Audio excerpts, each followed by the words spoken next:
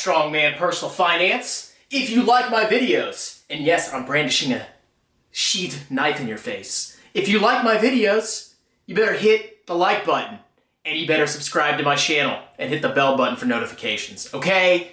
Because I make new videos all the time, and you can see all the effort I put into them, okay? It's rough. I need you to subscribe. That's all. Anyway, today's lesson is about asset allocation. What is asset allocation? Simply put, it is how you divide your investment portfolio. Now, there are different asset classes that you can invest in. You can invest in stocks, domestically. You can invest in international stocks, international bonds, domestic bonds, real estate investment trust, cash, commodities, which I don't recommend, and many others.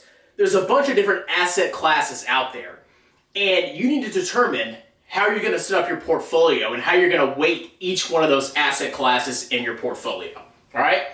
Now, in this example, I have international stock in blue, international bonds in red, U.S. stock in green, and U.S. bonds in purple, my favorite color. Over here, I have a pie chart that shows the weighting of a model portfolio.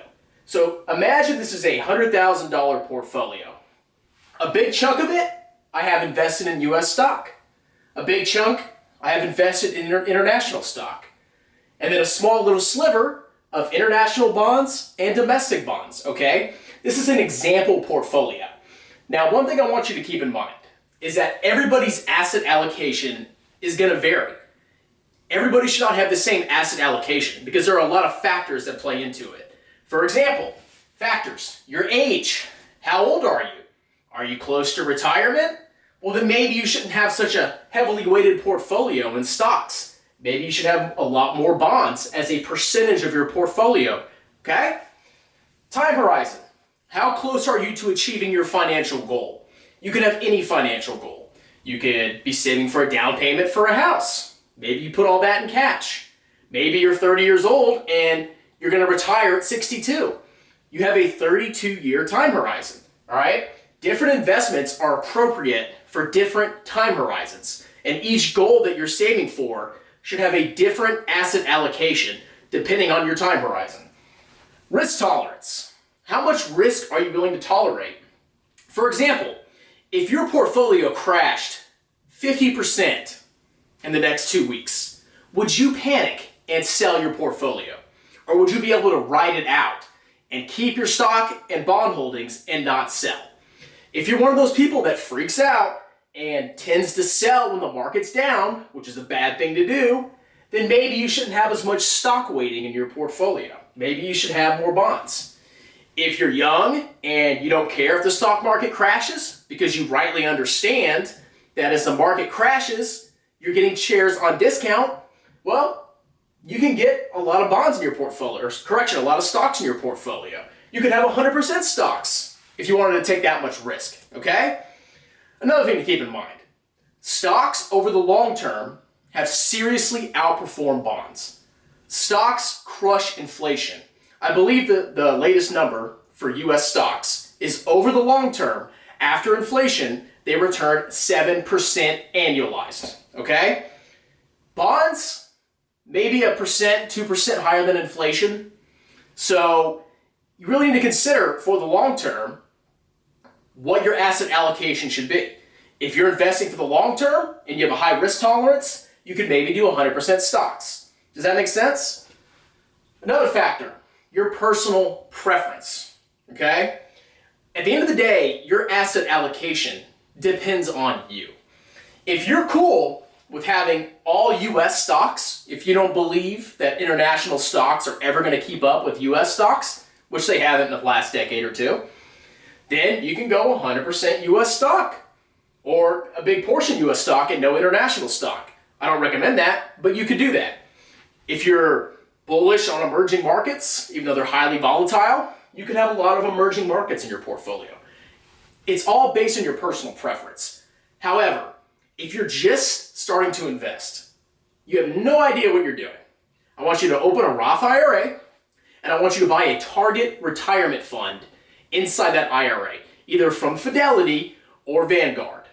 I like Vanguard, but Fidelity's good too, as long as you invest in a target retirement fund that matches your retirement date and that invests in index funds. Okay? Hopefully that makes sense.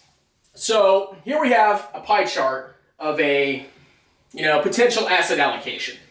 This is roughly what I have in my portfolio. Okay? I'm not one of those people that hates international stocks, even though they've underperformed in the last decade. It doesn't matter to me. I am heavily weighted in US stocks and international stocks. And I actually don't have any bonds. So you can actually move the US portion a little bit over to the right. Okay? This is roughly what my portfolio is. And I'm happy with that. And I calculated that based on my age, my time horizon, my risk tolerance, and my personal preference. Okay? Yours can be different. But basically, when you're investing, you want to first start off with a target retirement fund inside a Roth IRA. And then once you learn more about investing, you do more research on domestic markets, international markets, stocks, bonds, whatever. Then you can change your asset allocation. And the beauty of a Roth IRA is that you can sell at a gain and reallocate your portfolio and not pay any taxes, which you will have to do in a conventional taxable portfolio account. Okay? So, I have some examples here of mutual funds that you can invest in and ETFs from Vanguard that can roughly match this asset allocation. Okay? So in this example, for US domestic stock, I have a total Vanguard total stock market mutual fund and ETF. The ticker symbol for a mutual fund is VTSMX for a total US stock mutual fund. And then for an ETF, which is an exchange traded fund, I have VTI. Okay? International stock. If you want international exposure, you can invest in VTIAX mutual fund or VXUS ETF. If you want some international bonds, you can do VTABX and BNDX. And if you want domestic bonds, you can do BND, that's the ETF, VBMFX, that's a mutual fund. Now, a quick example of the difference between a mutual fund and an ETF. A mutual fund is not actively traded on a stock exchange. You give a company your money, they take that money and they invest it at the end of the day in whatever the mutual fund's objectives are. At the opposite, you have ETFs. ETFs are kind of like mutual funds in that they invest mostly in broad indexes of the market. However, they trade throughout the day. So if you look up BND or BNDX on Robinhood or wherever you're using, you'll see the price change every 15 seconds. That ETF trades on the exchange. Now there's pluses and minuses to both mutual funds and ETFs. But if you're going to invest in a target retirement fund, because let's say you're new to investing, well then it's going to be through a mutual fund, okay? From what I know, there are no ETFs that invest with that have target retirement asset allocations, okay? But this is an example of a target retirement asset allocation, okay? You can change this at a whim, but you'd have to hold multiple mutual funds or multiple ETFs. With a target retirement fund, all of this is wrapped into one. It's all wrapped into one mutual fund, okay? Hopefully that makes sense. Now, do I recommend that you invest in index funds or actively managed funds? You know the answer, index funds. Why? Extremely low fees. Index funds track a broad swath of the market.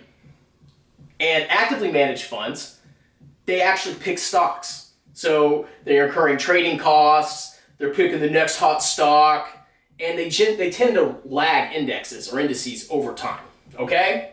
So these are all going to be index funds, all these examples that I have here. If you want to go the active route, be my guest. But over the long term, you're probably going to have subpar performance, okay? I hope you enjoyed the video. You guys have a wonderful day.